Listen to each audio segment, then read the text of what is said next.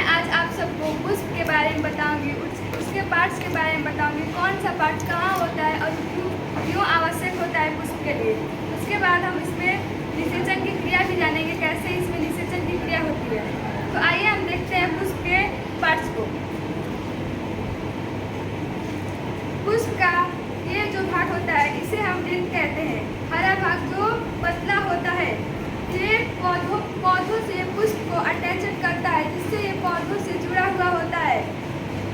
उसके बाद आप इसको यहाँ पे देख सकते हैं कि जैसा होता है और ये पौधों से पुष्प को जुड़ने में सहायक होता है। उसके बाद इसको हम बाह्य दलपुंज कहते हैं। यह पौधों में यह पुष्प को सारे अंगों को एक साथ अटैच करके रखता है, जो कि यहाँ है। यह बाह्य दलपुंज होता है, ये पौधों के पुष्प के सारे भाग को एक साथ अटैच करके रखता है। उसके बाद ये रंगीन भाग जिसे हम दलपुंज कहते हैं, यह पुष्प को बहुत आकर्षक बनाता है, जिससे पुष्प देखने में बहुत ही सुंदर दिखते हैं। यह पुष्प अपनी तरफ कीड़े मकोड़े को आकर्षित करता है। जैसा कि हम जानते हैं मधुमक्खियाँ होती हैं, वो पुष्प से शहद बनाती है, वो अपने भोजन के रूप में उसको उपयोग करती है और उससे शहद बनाती है, जो कि बहुत मीठा होता है। उसके बाद हम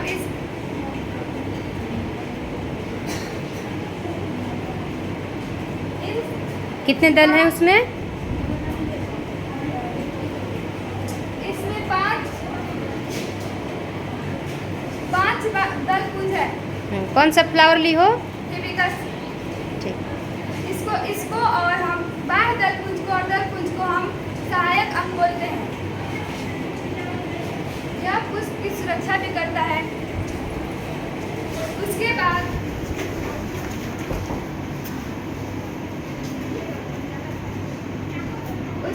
हम इसके आवश्यक अंग के बारे में जानेंगे। पुष्प का ये भाग जिसको हम परागकोश कहते हैं, परागकोश के अंदर परागकण पाया जाता है, जिसे हम हाथ टच करेंगे तो इसमें पीला पाउडर की तरह होता है। उसके बाद ये भाग तंतु कहलाता है, जिस परागकोश और तंतु को हम पुंकेसर भी कहते हैं। उसके बाद ये भाग जो होता है इसे हम वर्तिका कहेंगे और इसके ऊपर के भाग को वर्तिकाग्र कहते हैं। इस पे हल्का चिपचिपा पदार्थ स्रावित होता है।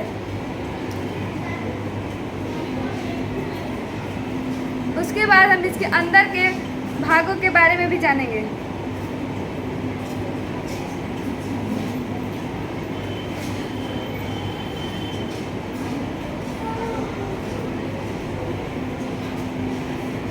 ये पुष्प में कुछ तरल पदार्थ स्रावित हुआ है, जो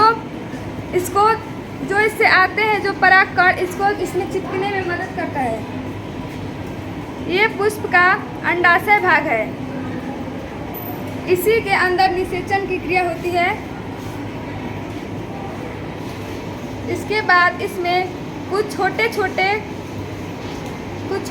कण दिखाई देंगे, जिसको हम बीजांड कहते हैं। ऐसा इसको हम बीजांड कहते हैं। ये जयांग का भाग है ना? यस, ये जयांग का भाग, इसे आवश्यक अंग भी कहते हैं। उसके बाद जब परागकोश से परागकण किसी क्रिया हवा के द्वारा या किसी मनुष्य के द्वारा हाथों से अटैच होकर, या पक्षियाँ बैठती हैं इस पे, तितलियाँ, इनके द्वारा वर्तिका में पहुँचता है। इसके कण इससे चिपक जाते हैं और चिपकने के बाद ये निषेचन की क्रिया करता है। इसके द्वारा ही इनमें दूसरे फूलों या बीज की उत्पत्ति होती है। और परागकण जब बीजांड में जाकर मिलते हैं, तो निषेचन की क्रिया होती है करते हैं और फिर दूसरे पुष्प या पौधे के निर्माण, बीज का निर्माण होता है, फिर फल का निर्माण होता है। बहुत अच्छा।